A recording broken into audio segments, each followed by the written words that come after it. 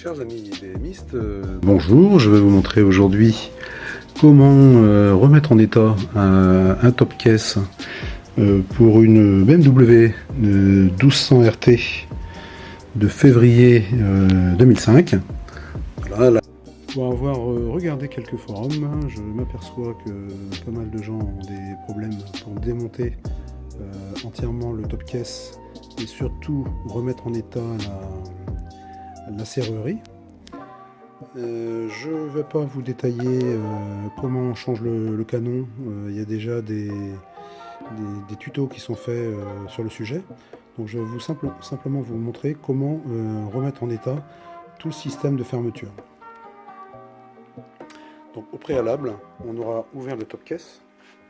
On aura démonté le couvercle entièrement. Ensuite, il faudra enlever l'intégralité des vis qui tiennent le fond du top case. Toutes les vis du fond, il y en a 3, et 3, 6 et 4, 10, plus les 4 vis qui sont sur le devant de la serrure. Mais également, il ne faudra pas oublier, c'est d'enlever les deux rivets pop qui sont là et là. Sinon, vous ne pourrez pas démonter l'intégralité de la serrure. Petit détail, pour enlever les rivets pop, il suffit simplement de les percer et de pousser l'extrémité du rivet vers l'intérieur. Ensuite, pour libérer le fond du top case, vous pratiquez de la manière suivante. Vous levez le fond.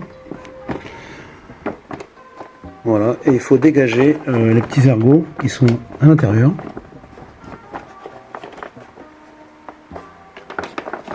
Ici, voilà.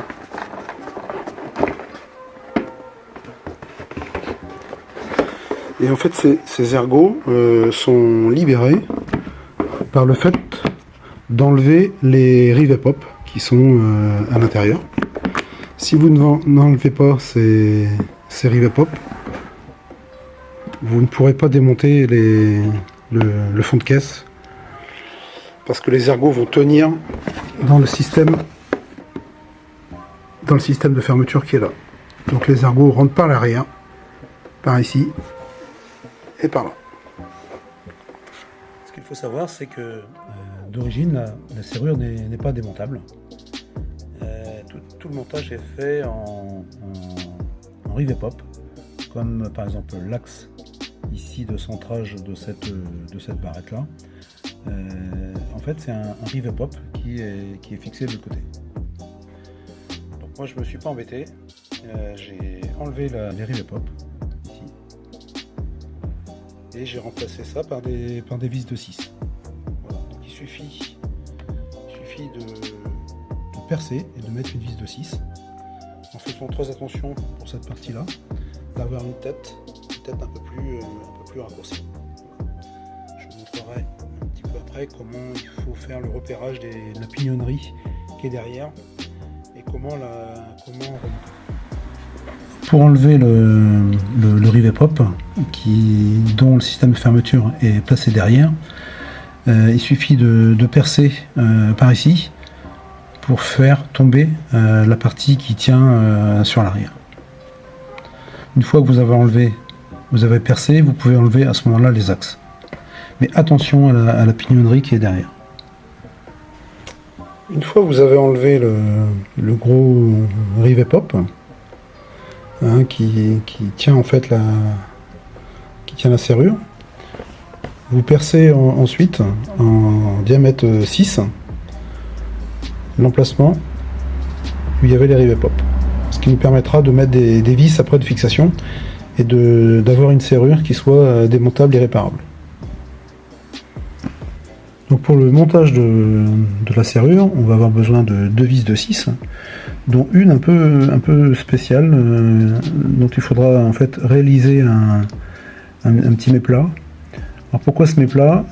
ça va permettre en fait au coulisseau de ne pas buter sur la vis, hein, parce que derrière on n'a pas beaucoup de place, hein, donc le coulisseau de la poignée. Et de l'autre côté on met une vis ordinaire de 6. Voilà, donc là on va être prêt à remonter la serrure, hein. La serrure qui, je vous le rappelle, doit avoir cette position préalable. Et pour éviter que justement les pignons se détachent au montage, il va falloir qu'on incline le top caisse, voilà, dans une position la plus verticale possible afin de monter la serrure sans que les pignons se détachent de leur position.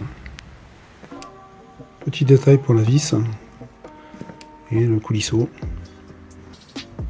On aura fait un petit chanfrein sur la partie haute pour éviter que ça bute dans la vis. Le préalable au remontage de la serrure, c'est au positionnement des pignons là et des deux crémaillères, les deux verrous. Donc je vous conseille de faire quelques petits points de repère en sachant bien que vous allez avoir besoin de passer les vis dans ces trous là, ici, et il faut absolument respecter la position de la crémaillère de manière à ce que la poignée puisse faire bouger l'intégralité des deux verrous là. Ces deux verrous là. Donc je vous conseille de faire quelques repères. Comme ça, si les pignons viennent à tomber et à bouger, au moins vous allez pouvoir retrouver ça facilement. Donc le point de repère que vous pouvez avoir, c'est uniquement ces points là. Là et là. Voilà. Donc, ça fait un petit carré. C'est facile à se repérer. Et vous ferez attention au remontage. La position de cette dent là doit correspondre à celle qui est là, ici. Vous verrez, je vous ferai un petit détail là-dessus pour être sûr que une fois que vous allez manœuvrer la poignée, on fait l'intégralité en fait du mouvement du verrou vertical. Pour faire le montage, je vous conseille de mettre le top case en position verticale afin de ne pas perdre les pignons et crémaillères lors du montage. Alors, le montage se fait de la façon suivante. Je vais poser le téléphone. Donc on prend bien le système de serrure à plat et on vient faire le montage dans les deux vis.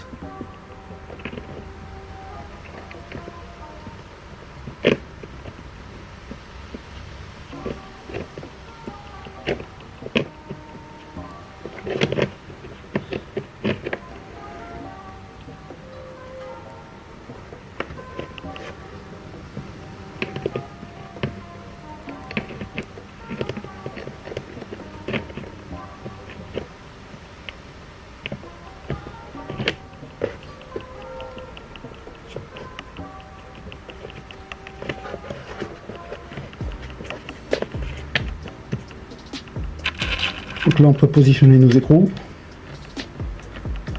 Alors, soit on met écrou contre écrou ou un écrou nul stop. Parce que ces écrous là ne doivent pas être serrés de manière à libérer du jeu dans les coulisseaux.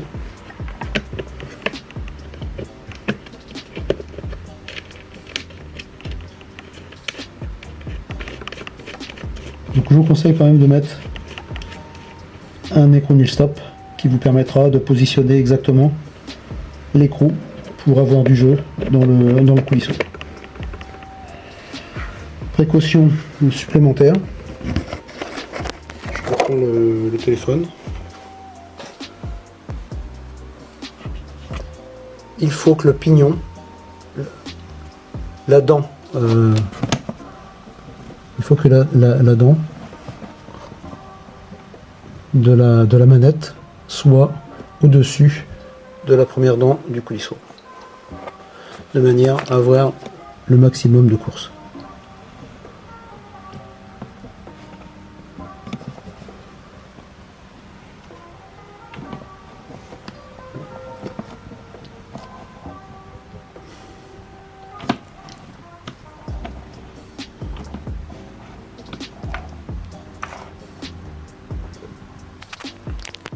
Une fois que vous avez fait ce montage là, il suffira de régler donc les écrous, soit avec des nail stop, soit avec un contre-écrou, de manière à laisser du jeu. Alors, autre point important qui va vous permettre de monter le fond sans problème, c'est de réaliser des trous dans ces deux piges de centrage qui sont là. Et ces trous qui feront à peu près 2 mm vont nous servir à nous centrer dans la partie du fond de caisse. Je vais vous montrer.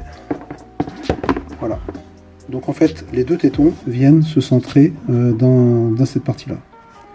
Donc moi je vous conseille c'est de faire deux trous également de 2 mm qu'on pourra boucher ensuite, mais qui vont nous permettre d'aller chercher dans le montage, qui vont nous permettre d'aller centrer les deux tétons. Sinon vous allez avoir des difficultés à faire le centrage pour ces deux parties-là. Voilà, deux petits. Moi je me suis servi de queue de rivet pop, hein, ça fait à peu près 2 mm. Et je vous montrerai tout à l'heure comment aller chercher le centrage pour éviter que ces deux plots de centrage ne soient pas dans l'horlogement, ce qui rendrait le mécanisme inutilisable. Donc vous pouvez faire ces trous là avec un petit four à centrer. Donc voilà, les nail stops sont maintenant montés et réglés de manière à avoir donc du jeu dans le coulisseau, et on voit que maintenant on a un coulissage parfait. Et voilà, donc là on est prêt à remonter. On a donc percé les tétons qui vont nous servir au centrage. Voilà, donc tout est bon pour faire le montage définitif. Avant le montage du fond de caisse, assurez-vous que le petit mécanisme là, il est bien dans son logement. Voilà. Assurez-vous également que les deux écrous en tôle sont bien positionnés et vont servir à la fixation de la serrure. Vous pouvez également mettre un peu de lubrifiant en silicone, mais pas de graisse surtout. Vous pouvez mettre un petit peu ici sur la partie coulisseau. Voilà, pas trop. Voilà. Ça va aider au coulissage. Une fois que ce préalable-là est fait, on va pouvoir donc installer le fond de caisse, tout en sachant que c'est le téton qui se trouve derrière, là, ici, qui va venir s'enclencher dans cette partie-là. Idem pour l'autre côté, c'est le téton qui est à l'arrière de celui-là, où est mon doigt là, qui va venir dans ce logement-là.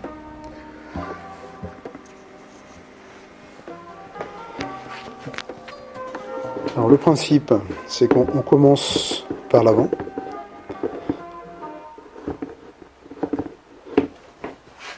Il faut se mettre en bord de table pour laisser passer en fait les deux ergots qui sont là.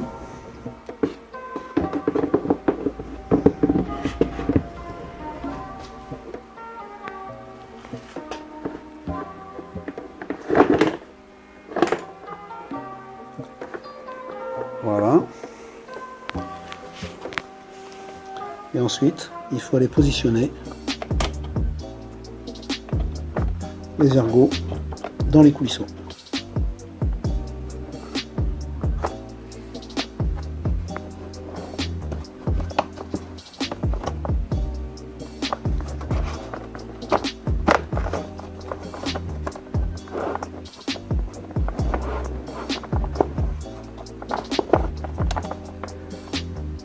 Alors ça c'est pas très facile à faire.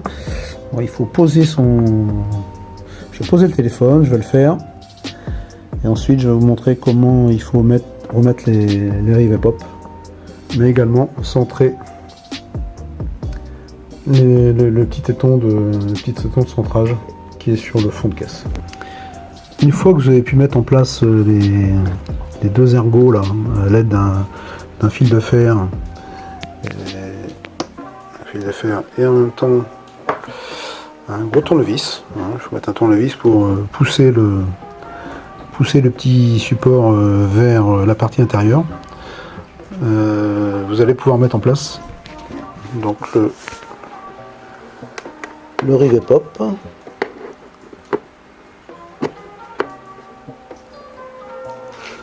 Voilà.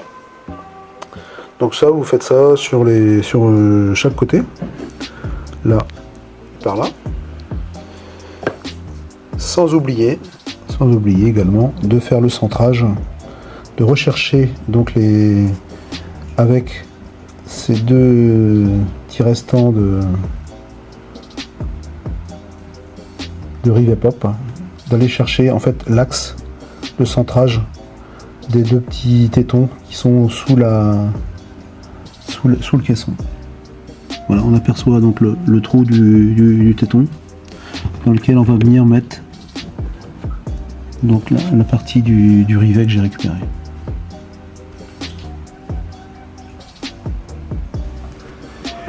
Une fois que vous avez pu caler en fait tous les ergots à l'aide des tournevis et d'un petit fil de fer à leur place, on va pouvoir mettre donc les rivets pop. Voilà, c'est ce que j'ai fait là sur le premier. Vérifiez toujours que vous avez vos piges de centrage qui sont sur le fond de la caisse. Le montage des rivets pop est terminé. On va pouvoir maintenant remonter toute la visserie. On peut enlever cette partie-là, voilà, qui ne vont plus nous servir. On pourra ensuite boucher les trous, et éventuellement qu'un petit mastic ou un petit scotch ou un petit bouchon. Donc voilà, je vous montrerai après la fin du montage. Voilà, j'ai remonté l'intégralité de la visserie et du capot. Voilà, ne pas oublier surtout de bien repérer vos vis avant de faire le démontage. Voilà, et on va vérifier si tout fonctionne correctement.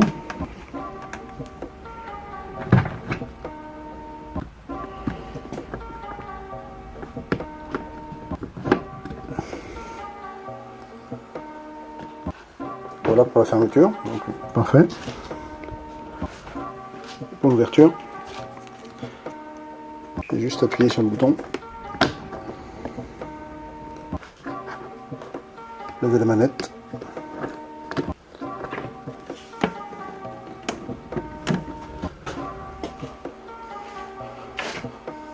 voilà, mission accomplie.